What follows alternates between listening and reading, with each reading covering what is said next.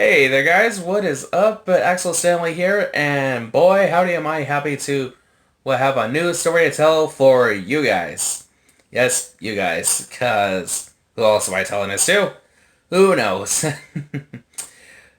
There goes my sub count. But jokes aside, today's video, I will be going over a new story that I assume some of the Dragon Ball community has spoken about, especially since the most recent Dragon Ball movie coming in the theaters and whatnot have been saying. That, of course, so some may be asking, how early exactly am I going into this? Well, my beautiful viewers and, well, others, so, you have uh, for this video, I am going as far early as the Frieza saga. Yep, we are going a little beyond how early Broly has been introduced, as far as the canon is concerned. If you already know what I'm saying. Now, just for clarification's sake, yes, I am definitely specifically talking about the Dragon Ball Super Broly movie that came out, like, what is it, nearly a year ago or something like that? Yes? Maybe? Who knows? So yeah, I'm definitely going with that to Broly because, one, he's canon, and two, well, I like the story more, right? And I think it would definitely be more fitting for this what if you catch my drift. But also, do bear in mind that I am definitely keeping certain elements from that movie into this what if, as you will probably get here within like a minute or so. Well, so, without further ado, let us begin! And right off the bat, this part begins with the after effects of the Saiyan Saga. With Vegeta, coming back from Earth after a long, hard fought battle against Goku and friends. Can't forget about friends. However, in the aftermath of said Saiyan Saga, another path opens up. Which is where we will also begin the Broly part of the story. And of course, it begins how it likely does in the movie, with, Chile, Lemo, going to Planet Pampa to pick up a couple of Saiyans, then eventually bring those Saiyans back to Frieza. Then Chile and Lemo getting to know Broly, that whole stick. Oh yeah, and then almost getting the chance to kill that bump kiss of a alien jock, if you can call him that. And of course, Broly especially learning about water, the most divine thing possible. However, this does play out a little bit differently because when Paragus does ask Frieza if Vegeta just so happens to be alive, because, that's the kind of question you may want to ask your boss as you work for them. With Frieza simply replying, yes. Yes, he does. And of course, Frieza gives the explanation on what he has been doing over the years, catching Paragus up with these small details and whatnot. Of course, when it's just him and Paragus in the room, of course, because, gotta keep the small ones out. Obviously, Paragus is not too happy with this, so Frieza does give Paragus this. If if Vegeta so much as makes one bad move, Paragus, you have my permission to kill Vegeta.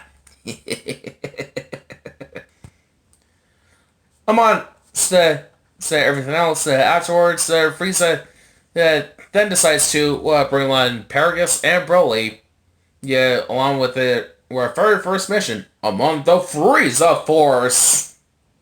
Along with Chile and Lemo too, because someone's gotta fly that giant ship. If you know what that ship is, seriously, look it up as a bit of trivia.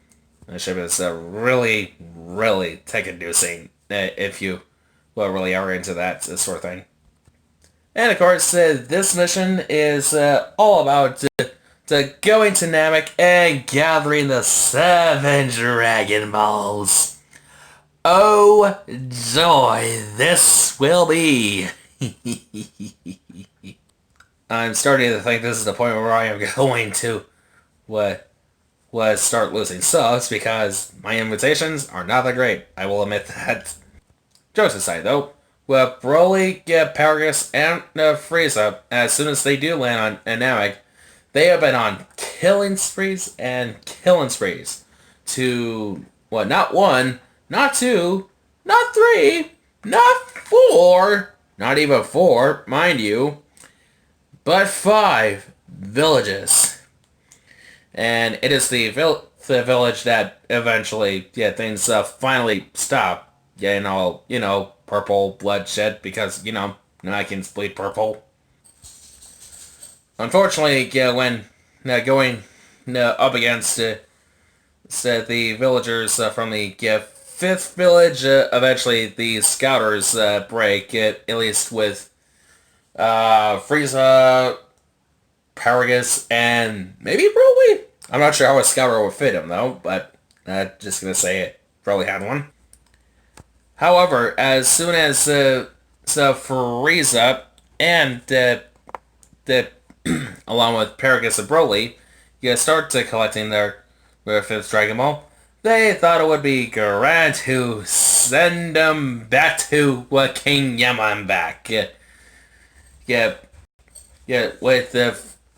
Broly, being told to just kill the Elder, along with the little Namekians too. Oh boy, if only Broly knew what was coming next.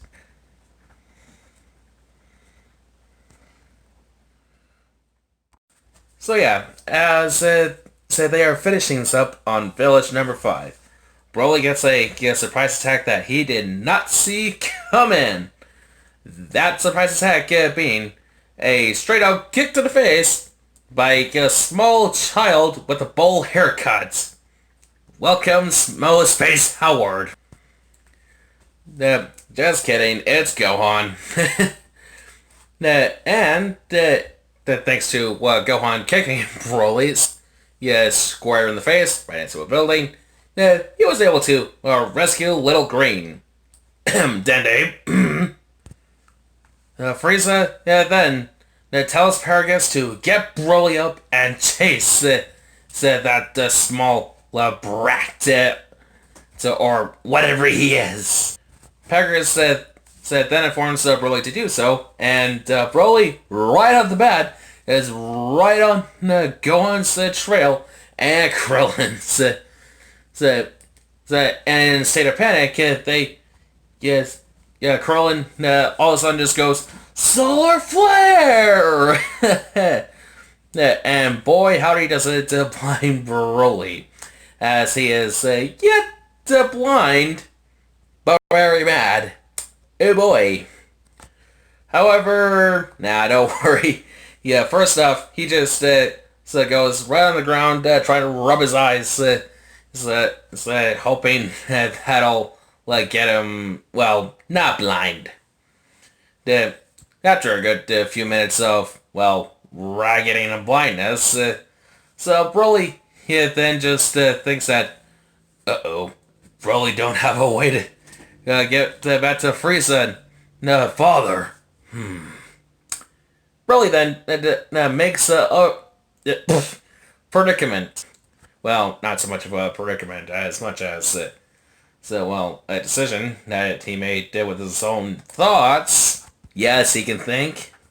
Broly then just puts 2 and 2 together and just goes, nah, let's go. Looking around the planet, maybe I'll run into those 2 small pipsqueaks again. Maybe. Unfortunately, after we were looking around for some bit, he doesn't find them. So he just eventually comes across with Frieza's ship, and Broly just decides to park it there because, he's probably tired. He wants some water. He wants to do what he does best. and drink that water. Unfortunately, when Broly does get back to the ship, he is met up with Chile and Lemmo, who are concerned and terrified of Broly.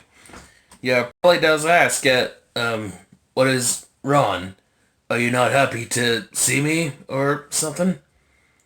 Lemmo then just replies like, well, don't get us wrong. We're happy that we're still safe, Big Guy, but my goodness, what have you done? Broly is a little confused as to what he means by this.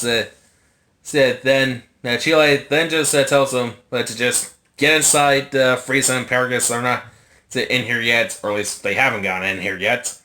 So I think it's about time that the Chile and Lemmo try to talk to Broly and they give him a conversation that gets him to understand what he just did and how not okay that was. Chile and Lemmo do talk to Broly for about an hour, and basically this whole thing is just with those two telling Broly like how everything they did, or how everything he did was wrong to the utmost degree. And with any questions that Broly you had concerning said actions, Chile and Lemmo, they outright tell him that it is wrong to take away children's lives, as well as the families with those said children. Granted, we're not 100% aware if these Namekians just spat out the eggs, or there is a female that they have no aware of, but please do not go on the internet and look up if there are female Namekians. That will scar you for life. And within this conversation, Broly is starting to kind of get an understanding of what Chile and Lemmo are talking about, because eventually it does kick in Broly's system that what he did, all those the lives he has taken, they weren't able to fight back or anything. They barely stood a chance against him. Granted, he doesn't completely get it, but he gets the idea. Broly then does ask, well, if what I am doing is wrong, then, well, what do we do from here?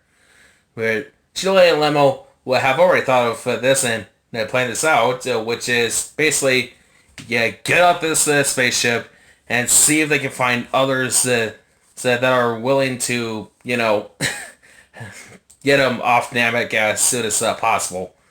Because, so from what Chile and Lemmo know, they know Frieza is not to be trifled with, at least not so easily. Yep. So, yeah, with that being said in mind, with Chile and Lemmo, now the only individuals on Namek that have scouters, they are now telling Broly where to go, as Broly is taking the two, assuming that he's carrying Lemon on his back, Chile in arms. Yeah, because, that's what, or how big, strong Saiyans would carry said individuals, I would gradually assume. So after some flying around, they do notice that Frieza and Paragus made it back to the ship, at least about 5 minutes after where they left the ship, but just saying that as a small note there. Just thought for anyone who is concerned about whether Paragus or Frieza ever came back to the ship, because reasons, yes. Yeah, they eventually do come across two different power levels standing side by side that are not Paragus and Frieza. And they fly towards that direction, and they can see them. One of them being the bald dude that you saw earlier, and another individual that looks like he is in Frieza armor, but is not, or at least looks like someone who would definitely not be up and up in atoms for Frieza first. It is Vegeta and Krillin. and it looks like they both have come in contact with each other due to reasons that Broly and, well, Chile and Lembo don't know of. But regardless, it looks like they're about to have a conflict with each other.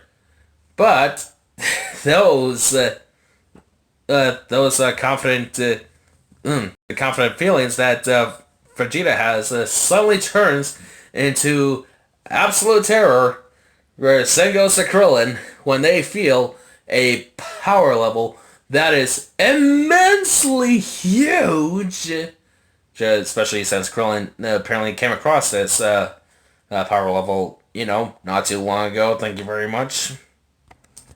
As soon as Broly and crew, land as close as they got to Frieza and Krillin, the Chile and Lemo do speak up in advance and saying that they are not there for trouble or anything like that. They come in peace, as they say in space times. They do say that they come in peace, as I just said. So, with that being said, Chile and Lemo do explain their situation on, how they got here, and where they found Broly, etc. All the small details leading up to this point that, as one would probably do when you're explaining an entire scenario that may lead up to a certain point, that don't question the logic. Actually, yeah, you are free to question logic, but don't, please. So Krillin then gets the big picture of so this guy is just somewhat a little smart, but not so. What? However, Vegeta is surprisingly beside himself when he then hears that this guy, this Broly, is another Saiyan. Another Saiyan to out of that are still alive, but that are supposedly to be a dead race. Yeah, Vegeta's just beside himself. But seriously, another Saiyan? At this point, you may as well say your planet didn't blow up at all. And the Saiyans, I don't know, went to a distant planet to make a rebellion against Frieza. Yes, I am stating an obvious to another what if, but that is on Moscow X's channel. So, yeah. Vegeta and Krillin definitely have an idea, but then Krillin does ask, well, why don't you three just chill around here for a bit? Gohan's out there getting a Dragon Ball, and he should be back soon. And we'll see what we can do from here, if anything at all. Oh yeah, and for those who are wondering what Bulma's doing on that Namek at the moment, well, don't worry about her. She was still in the cave until she did come out, hear the commotion, and they brought her up to speed. Because, that's what you do when you bring every character to the fold. So, eventually, or at least roughly I would say maybe 10 minutes later, Gohan's back with the other Dragon Ball, and Vegeta then just realizes that, wait, you went for the Dragon Ball that I seriously had to work for? Or to get? Regardless, we got the Dragon Ball, that's fine, it's out of Frieza's hands, let's just figure out what we're gonna do. And that is exactly what the rest of the gang do decide on doing, because they want to get the Dragon Balls at least off of Frieza's hands as soon as possible. Because, hey, take the Dragon Balls away from Frieza, that means they can pull out way to get the Earthling friends that Krillin said back, and Vegeta can get his immortality. Whoop-de-doo! As they do plan, they do come up with one answer that the most of the group definitely agrees on, which is wait for Goku to get here. But they know that if Goku can handle the likes of Vegeta, then chances are he could probably handle the likes of what may go down here on Namek, since Goku's already heading towards Namek anyways. However, for Vegeta, he's simply against the idea.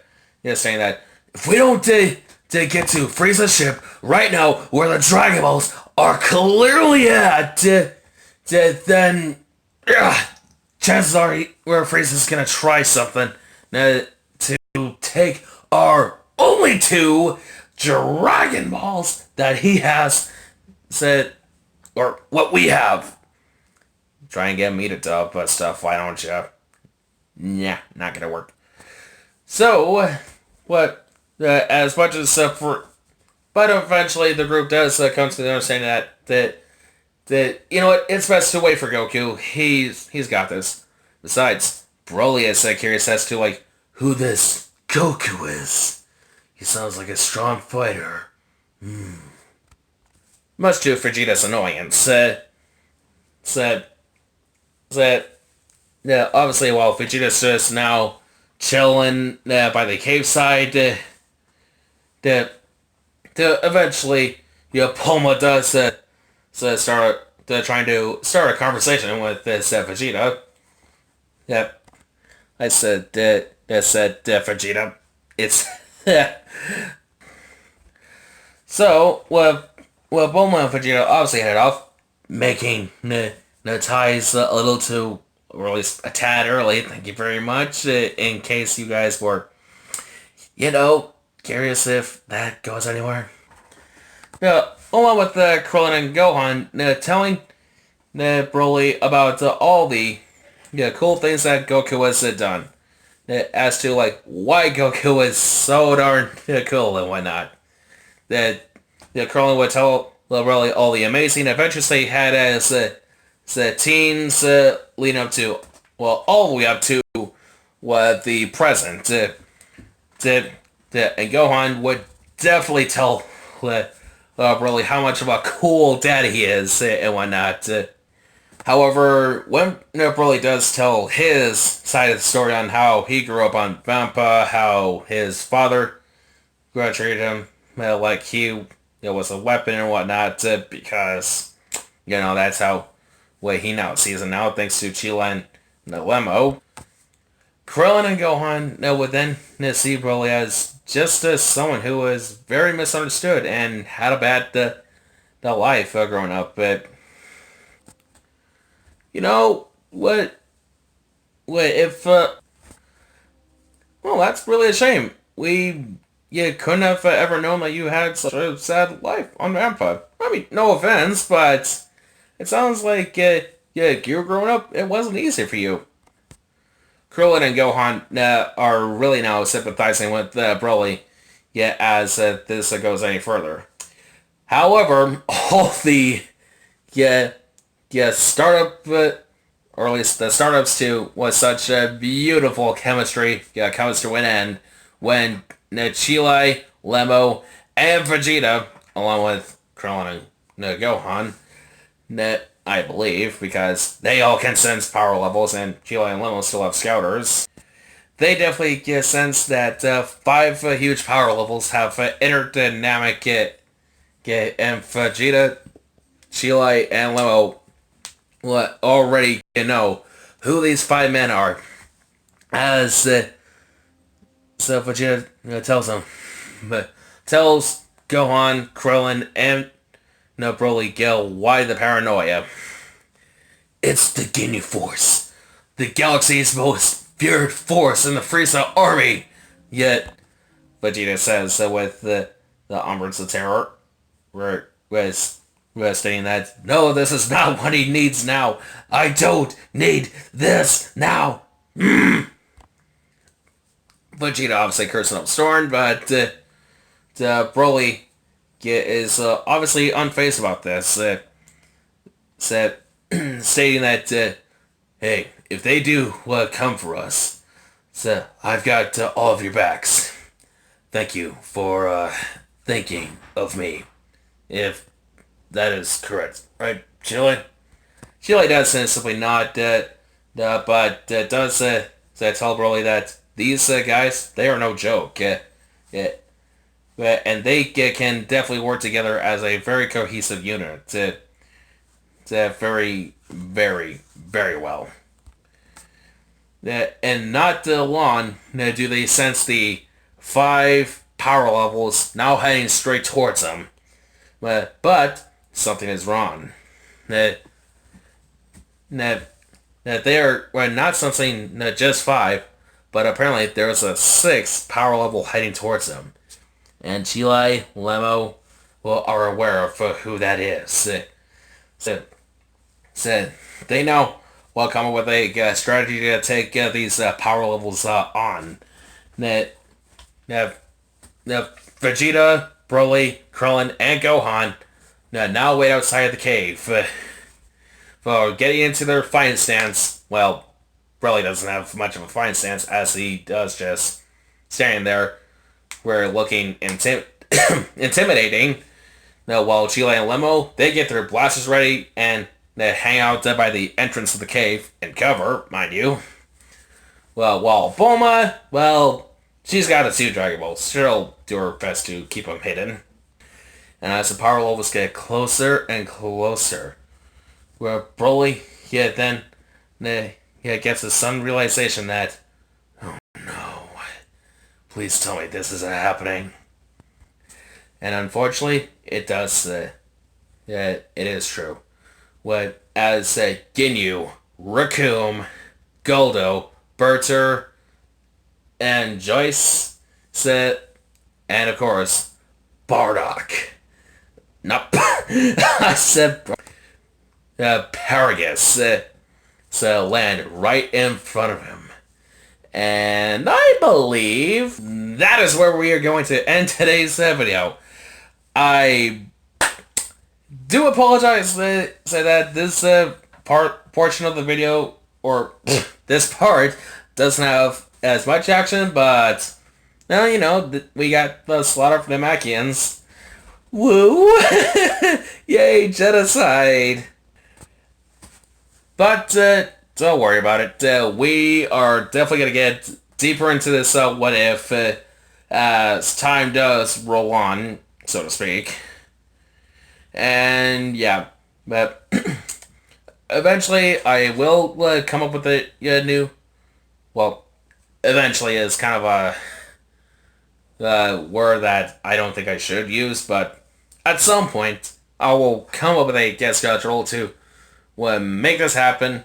But as of right now, I will buckle down on this what if as best I can, so be patient for the other part as I do with my other what if. Well, what ifs in the future, I would assume. So, I hope you guys like this what if. If you do like this video, like the video, comment in the comments. Leave a comment in the comment section. Ring the bell if you haven't. Subscribe if you haven't. I probably should have said that the other way around. Of course, share the content, and I will definitely see, and I will definitely hope that you guys stick around for the journey. So, with that being said, I will see you guys until next time. See ya.